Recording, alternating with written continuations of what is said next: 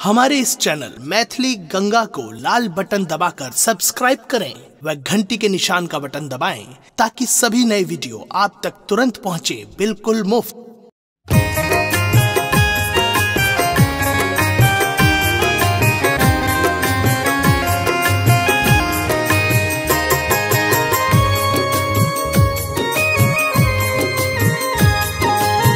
अपने सुन रहल छी गंगा कैसेट की प्रस्तुति।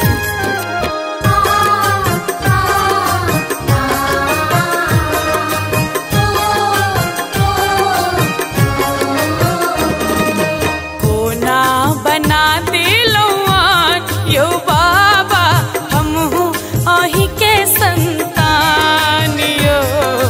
कोना बना दिलौआन यो बाबा हमहू अही के संतान।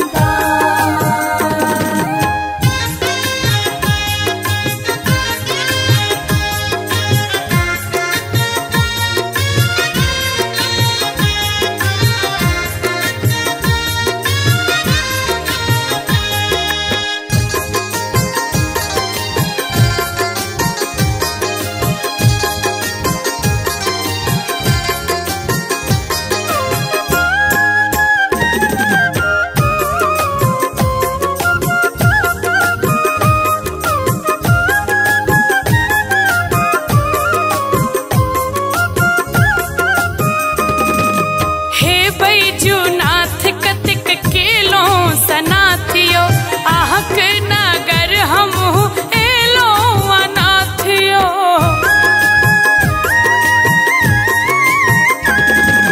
हे बैजूनाथ कतिक केलो सनाथियो आहक नगर हमहू एलो अनाथियो।